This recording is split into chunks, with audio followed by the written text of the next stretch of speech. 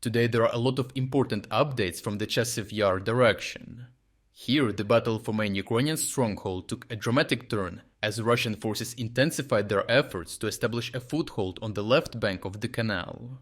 What Russians initially thought was a successful breakthrough quickly unraveled into chaos, with devastating consequences for their troops and mechanized assault groups. After a 3-month campaign, Russian forces established a narrow bridgehead on the west bank of the canal in Chasiv Yar near Kalynivka. Once they gained control of most of Kalynivka and secured the northern flank, they moved into the second phase of their battle plan. Kalynivka offered several tactical advantages for the Russian forces, including the canal crossing, local houses, and nearby forest. The canal crossing allowed them to deploy troops across, with at least some chance of survival, avoiding completely suicidal cross-canal attacks within Chasiv Yar.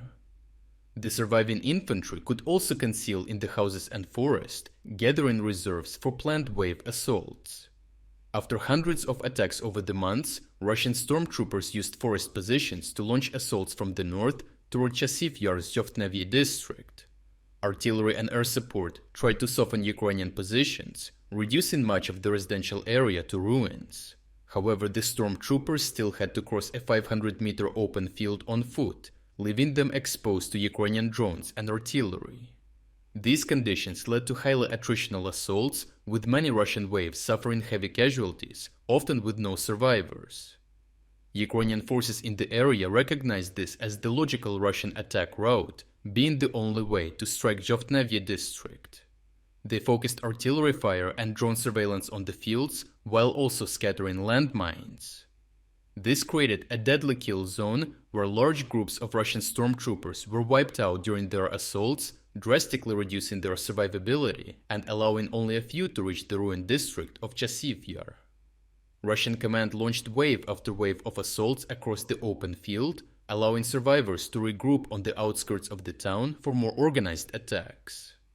These attack groups targeted the residential district, made up of one-story houses, and were supported by Russian positions in the high-rise buildings of the canal district, which provided fire control and a clear view of Ukrainian positions.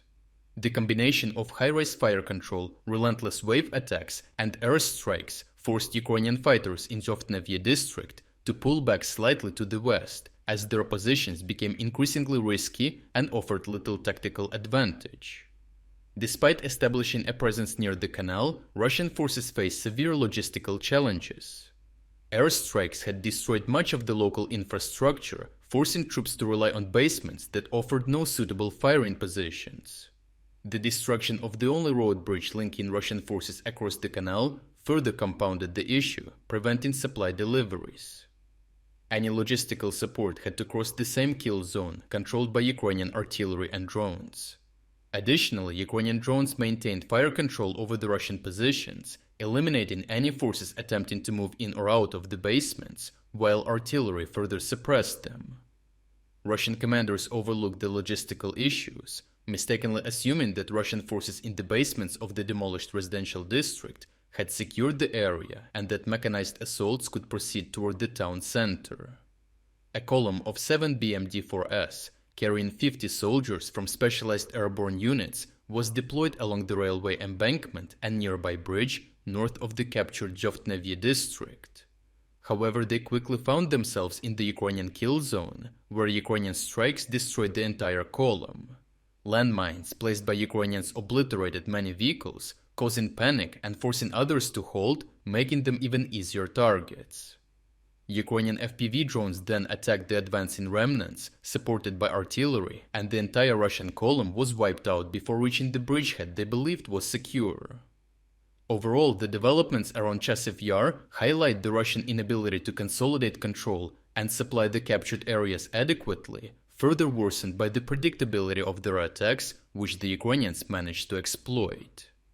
The predictability of their attacks enabled the Ukrainians to estimate their planned routes of attack, destroying their mechanized columns, which led to no territorial gains for the Russians in this sector. Ukrainian forces do not let their guards down, even in less active directions like Chasiv Yar, successfully displaying their adaptability and successful coordination and organization of defenses in form of tactical kill zones. In appreciation of your continued support, I am pleased to announce significant Black Friday discounts. Right now, you can enjoy substantial 40% discounts on our exclusive strategic insights and tactical analysis videos.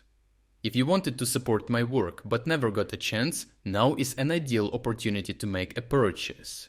The discounts will end this week, so check out the link in the description to take advantage of this offer before it expires. Your support is greatly valued.